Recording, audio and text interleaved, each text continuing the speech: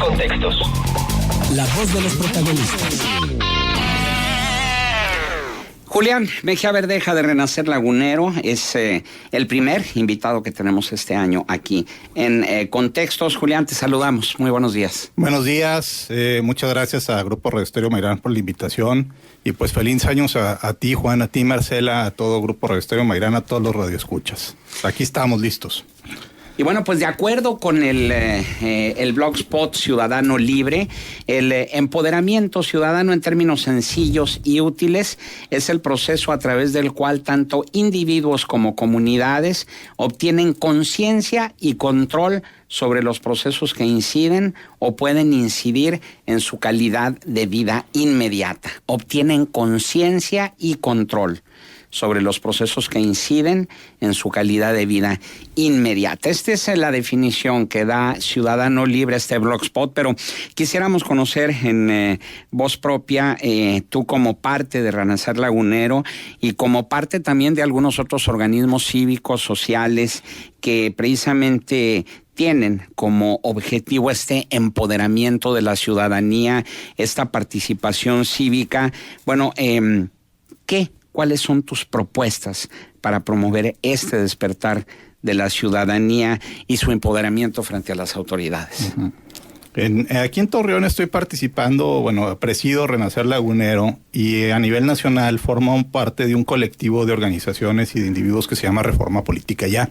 De hecho, su nombre ya es Reforma Ciudadana Ya. Es el grupo que impulsó el tema de las candidaturas independientes, segunda vuelta y otra serie de iniciativas. Y que pues eso abrió el camino para que personajes como Kumamoto o Manuel Cloutier u otros pudieran filtrarse, ¿no?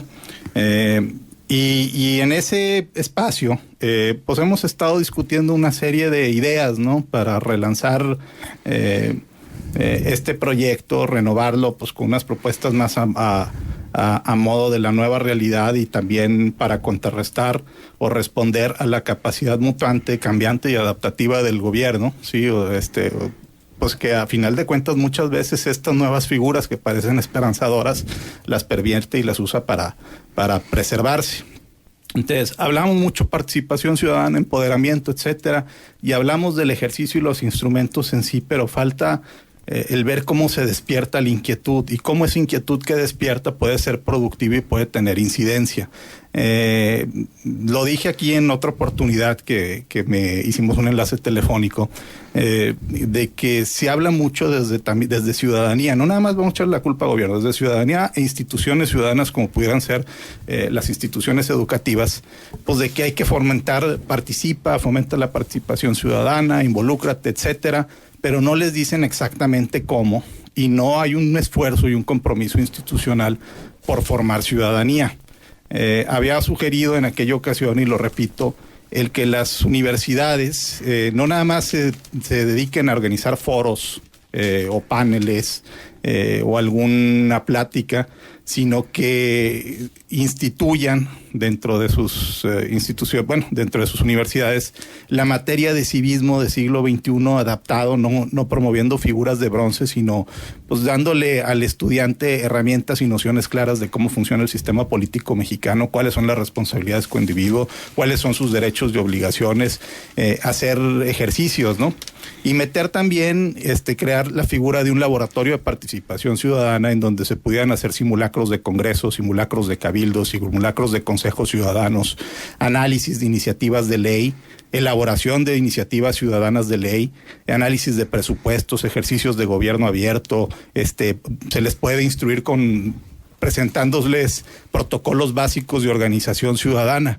Entonces pasamos también de un discurso en donde estamos como ratón de hámster, nada más dándole vuelta y vuelta y vuelta al tema, pero sin pasar a lo que viene siendo acciones, ejercicios o empoderamiento concreto, porque el primer empoderamiento, para que la ciudadanía se empodere ante la autoridad, primero tiene que tener nociones y herramientas poderosas, ¿sí? Habilidades. Entonces, ese trabajo no lo hemos estado desarrollando. Eso es, por un lado, pues una de las ideas que ahí hemos estado discutiendo, ¿no? Esto es muy importante lo que tú señalas, Julián, porque el primer paso es precisamente conocer cuáles son nuestros deberes, pero también cuáles son nuestros derechos, nuestras obligaciones, pero también a qué tenemos derecho como ciudadanos. Y por lo general la mayoría queremos nada más los derechos, pero no las obligaciones. Y en este sentido, el hecho también de conocer cuando menos lo mínimo que como ciudadanos debemos conocer, es decir, qué es una república en la que vivimos nosotros, cuáles son los tres poderes, en qué consiste cada uno de ellos, y luego el ejecutivo, que se divide en tres partes, que son el municipal, el federal y el estatal, cuáles son las atribuciones de cada uno, los congresos a nivel federal y local. Mucha gente desconoce siquiera cuáles son las responsabilidades y las obligaciones de los servidores públicos en el ejecutivo, en el legislativo, en el judicial, etcétera. Entonces, si no tienes ese marco mínimo de conciencia cívica para ubicarte como ciudadano, pues va a ser muy difícil que puedas participar. Esta idea que tú mencionas me parece muy importante, pero ¿qué se puede ir más allá para que dejen de ser siempre los mismos los que participan? Es decir, organismos cívicos donde una misma persona está en 3 o 4 o 5 o 6 organismos y no dejan de ser los mismos los que participan siempre, como que no se abre a la ciudadanía o la ciudadanía no se adhiere a estos organismos y siguen siendo una minoría. Bueno, por un lado, creo que para que dejen de ser siempre los mismos y se amplíe el número de participantes en temas ciudadanos, creo que estos laboratorios de entrada serían un gran instrumento, una gran herramienta, porque sembrarían inquietudes. Habría muchos alumnos que nada más tratarían de cursar la materia, ¿no? Y aprobarla, etcétera. Pero habría gente que en determinado momento, como suele suceder con el caso de casi todos los que participan en temas ciudadanos o de activismo, su participación casi siempre se da cuando algo les sucede, cuando se sienten indignados o afectados por algo. Y bueno, pues por lo menos en esos casos se da un principio de participación y hay que ver que esa participación sea efectiva. Creo que el dotarlos de estas herramientas, de empoderarlos con estos conocimientos, incrementaría el número de personas. Otra idea pudiera ser el que el INE se convierta en un verdadero organismo promotor de la democracia durante y entre los procesos electorales, ¿sí? Y que bueno, pues debe cotidianizar el ejercicio de la participación de la democracia a través de la gobernanza. Así como el INE escoge de forma aleatoria quiénes van a ser los ciudadanos que vigilen el proceso electoral, pudiera hacer ejercicios, o sea, y esto implicaría una serie de reformas, en donde de forma aleatoria pudiera escoger ciudadanos, ¿sí? Para que no sean siempre los mismos, en donde se les invita a decidir un tema, por ejemplo, a nivel municipal, que pudiera ser alumbrado público, que pudiera ser pavimentación, que pudiera ser drenaje pluvial, etcétera. Y estas personas a las que se les reúne, así como en Estados Unidos, en donde a los participantes dentro de un jurado se les pagan incluso los gastos y es una obligación cívica que lo deben de entender hasta sus empleadores, el que estén durante unos días concentrados en esta tarea, yo creo en la inteligencia colectiva, o sea, de la gente, y creo que en la capacidad de aprendizaje y creo en el sentido común. Si a estas personas se les invita y se les presentan las distintas posturas, los distintos proyectos, las distintas alternativas, los presupuestos, las implicaciones que tienen, creo que pueden consensar decisiones muy inteligentes y muy sensatas. Entonces, eso sería una forma de invitar, o sea, es una obligación, te invitamos a participar, y no tiene que ser los mismos de siempre, los notables, los imprescindibles, los más movidos o los más gritones, etcétera, o los más nobles, digamos, o más entregados. Es cualquier ciudadano. Creo que esto, en estas pequeñas prácticas a nivel municipal, a nivel estatal, a nivel federal, pudieran aportar mucho para la construcción de ciudadanía. Y de alguna manera es aplicar una práctica, ¿sí? Una metodología que ya se está usando en otros casos, como le dije, en el caso cuando se escogen jurados en Estados Unidos o cuando el INE escoge quiénes van a ser los ciudadanos que vigilen tal o cual casilla y que se encarguen del proceso durante ese día, sería aplicar esas mismas metodologías para otros temas ciudadanos.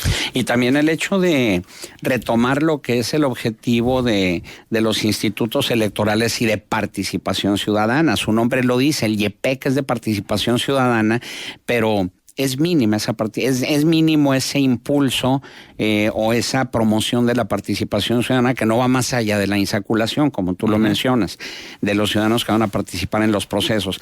Pero platicaba yo con un sociólogo y decía, es que es un error de las personas que dicen, no, es que hay que motivar la participación ciudadana para hacerla de manera masiva.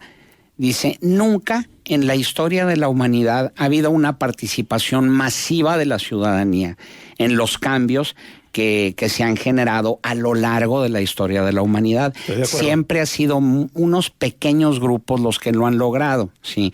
Pero bueno, en este nuevo siglo, en este nuevo milenio, con las redes sociales y con los medios de comunicación con los que actualmente contamos, podríamos aspirar a una mayor participación ciudadana activa como factor de cambio, o tenemos que seguir con ese mismo esquema, ese mismo paradigma de que siempre van a ser los pequeños grupos los agentes del cambio. Mira, yo creo que sí va a continuar siendo durante un buen rato pequeños grupos que sean los catalizadores de los cambios. Incluso en el análisis hay un documento, ¿no? Un estudio de movimiento e institución de Alberto, Francesco Alberoni, y hay otros que han salido, analizan los movimientos. Y a final de cuentas son estos pequeños grupos, y cuando ya se da una coyuntura o un momento dramático de indignación es cuando se suma un porcentaje muy alto de la población, incluso hasta grupos que estaban o activistas que estaban participando en otros movimientos u otras organizaciones. Es un punto de quiebre, ¿no?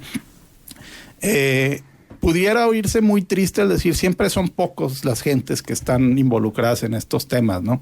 Pero como bien dijiste hace unos minutos, si analizamos la historia de México, de cualquier país, y los grandes cambios sociales, sus transformaciones, siempre han sido impulsados por un grupo muy reducido de personas. Y eso no es triste, a mí eso no me desanima, al contrario, eso me parece que incentiva, ¿no? Puede ser muy positivo, porque a final de cuentas, pues no necesitas de un gran grupo, de una gran masa de individuos, de una gran movilización. Necesitas de un grupo de gente con claridad de propósito, bien organizado, y con un proyecto, ¿no? Es que no lo concibo de otra manera, Julián. ¿De qué forma te vas a poner de acuerdo en una masa, más allá de algo razonable donde se pueda establecer un diálogo y donde se puedan llegar a acuerdos? Si no nos ponemos de acuerdo en cosas que son ahora sí como de sentido común, a nivel masivo, imagínate tú si no vamos a ponernos de acuerdo en función, por ejemplo, de implementar ideologías o nuevas formas de hacer ciudadanía. Pues se me hace bien complicado. Sí, dentro de los mismos partidos políticos, eso es los ideólogos, la gente que realmente decide por dónde, son unos cuantos. Es imposible que sean muchos. Sí, es muy difícil, pero sí puede haber mecanismos y herramientas de consulta y de alguna manera de medición de por dónde son las ideas en las cuales confluyen o coinciden la mayor parte de un colectivo, ¿no? En las mismas redes sociales, ahorita mencionaste cómo pasar de las redes a las calles o cómo movilizar. Pues las redes puede ser un buen termómetro de cuáles son las inquietudes, y puede haber foros de discusión, pues donde pueden ser catárticos o pueden ser de mucho nivel, ¿sí? En donde se pueden externar ideas muy interesantes. Este ejercicio que estaban haciendo de ya me harté, ya me cansé, por eso propongo, que lo hizo una organización del Distrito Federal, pues empezó a recolectar ideas muy interesantes que de alguna manera te daba la base para lo que pudiera ser pues un proyecto ciudadano de nación. Y otros ejercicios, ¿no? Hay uno Movidemo, hay uno que se llama Metanación, que también está en gestación, y recoge. Sí puede ser una herramienta confiable para medir las ideas de un colectivo nacional o de un colectivo a nivel local o de un colectivo a nivel estatal o por área temática. Las redes sociales es un gran herramienta. El problema es que se ha confundido la red social con la plaza pública. El mismo Kumamoto, que fue el más beneficiario de las redes sociales a través del equipo que lo apoyó, que es incluso más interesante que el mismo Kumamoto, que se llama Wikipolítica MX, hicieron la medición, hicieron un trabajo de estudio territorial, pero diseñaron toda una estrategia para, como ellos lo dicen, pasar de las redes a las calles, porque podían tener 200 o 300 me gusta, likes, pero a final de cuentas había un evento en donde iban 10 gentes, ¿no? Entonces fue un trabajo de volver a hacer el contacto personal, ¿sí? De construir células, de trabajar, de hacer todo este trabajo a ras de suelo, complementado y potenciado ahora sí con un instrumento como una red social, dándole un verdadero uso político y no nada más como un espacio de como lo dije anteriormente, de catarsis, ¿no? Yo te podría poner el ejemplo precisamente de, ahorita que hablábamos del colectivo Moreleando, como un pequeño grupo de jóvenes se organizan para tomar las calles y durante 3 años realizan con gran éxito este Moreleando del primer sábado de cada mes, en el que convocan a la participación ciudadana y vemos cómo miles de laguneros se vuelcan por la Morelos a disfrutar, a tomar sus calles, ¿sí? Pero es un pequeño grupo el que organiza todo eso y tiene el poder de convocatoria de lograr que vayan miles de ciudadanos a las calles y en una armonía cívica pues muy padre, ¿no? Muy bien realizada. Sin embargo, ellos anuncian el fin y le dan la estafeta al ciudadano, ¿sí? Pero volvemos a lo mismo. Se va a necesitar pasarle la estafeta a un grupo organizado que se encargue de ir por los permisos, que se encargue de organizar a los ambulantes, a los informales, que se encargue de hacer lo que hacía ese colectivo Moreleando.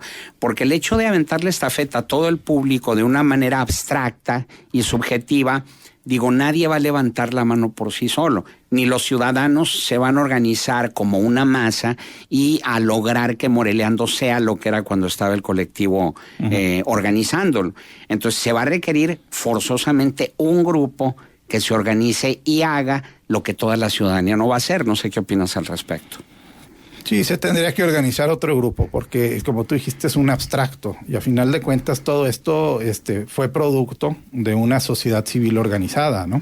Que entró en su diagnóstico sobre la problemática de la Paseo Morelos, pues su diagnóstico fue acertado, estaba en sintonía con la idea generalizada de la población y las propuestas y las alternativas que presentaron también va en sintonía con la inteligencia colectiva, sin que haya sido una propuesta consensada con todo el mundo, pero que entraba en sintonía. Por eso decía que sí se pueden utilizar herramientas para consensar más o menos los sentimientos o las ideas o las aspiraciones de una nación o de un estado, de un municipio. Y ahí va a ser otro grupo de sociedad civil el que le dé continuidad al proyecto que inició Moreleando, o quién sabe si a lo mejor el mismo Moreleando más adelante en otra nueva etapa, con otra fase, con otro modelo de organización, continúe esa tarea, ¿no? Yo sería eso. Yo insisto en que el INE tiene que cubrir otras funciones, no debe ser nada más un organizador de elecciones, de procesos electorales. Limitarlo a esa función no solamente denota miopía, también puede denotar cierta perversidad. El INE debe ser un proveedor de herramientas democráticas y de organización colectiva. Debe actuar no nada más en procesos electorales, debe incluso ser un promotor, un vigilante y un asesor en el funcionamiento diario, por ejemplo, de consejos ciudadanos. A mí se me ocurre pues una redefinición de lo que pudiera ser las funciones del INE, ¿sí? Tiene que proveer herramientas también para que colectivos de ciudadanos, consejos de colonos, organizaciones, etcétera, pudieran hacer uso de esas herramientas de consenso para tomar decisiones. No nada más quedarse en la parte electoral. Y el INE también tiene que reconocer, porque pues tuvimos la oportunidad de participar en el encuentro de sociedad civil, de participación ciudadana que armaron a finales del año pasado. Y yo el día antes del evento me reuní a tomar un café con algunos de los directivos del INE a nivel estatal y a nivel nacional, que vinieron representantes, y pues les decía pues que el INE tiene que meterse a las universidades públicas, que tiene que reconocer que hay prácticas antidemocráticas terribles, ¿no? Que están deformando pues a la ciudadanía y no están cumpliendo con su proceso digamos formativo con los jóvenes, que hay grandes complicidades entre los grupos que manejan las facultades y los partidos políticos gobernantes, ¿sí? Y que pues en eso se da una dinámica en donde se presiona o se premia el voto a favor de tal o cual candidato, ¿no? Entonces, a mí me llama la atención que cuando platicaba yo estas cosas, pues parecía como si les estuviera hablando de otro planeta, ¿no? Cuando a mí me cuesta mucho trabajo creer que no se den cuenta de eso. Entonces, la formación democrática y la vigilancia de la correcta desempeño de los procesos democráticos empieza antes de los procesos electorales. También se tienen que meter ahí. Se tienen que meter, como que dice, como un proveedor de herramientas democráticas, como un promotor de la gobernanza, ¿sí? Y un facilitador de estos pequeños acuerdos y de estos ejercicios en donde la ciudadanía decide por sí misma sus decisiones de colectivos y en donde promueve estos otros ejercicios donde dije que aleatoriamente se pueden escoger ciudadanos para formar consejos de evaluación, ¿sí? Y decisión de decisiones en temas de decisiones públicas. Muy bien, Julián Mejía Verdeja, integrante de Renacer Lagunero, nuestro agradecimiento por tu presencia aquí en Contextos. No, pues a ustedes muchas gracias y pues síganos en @Renacer Lagunero. Oye, Julián, nada más para terminar, ¿y qué planes hay para Renacer Lagunero? Este año, pues este año terminar y presentar en el primer trimestre la agenda ciudadana, ¿sí? Y luego realizar un par de actividades que estamos platicando con otras organizaciones de la sociedad civil, y darle forma a lo que pudiera ser el Observatorio del Progreso. En eso estamos. Bien.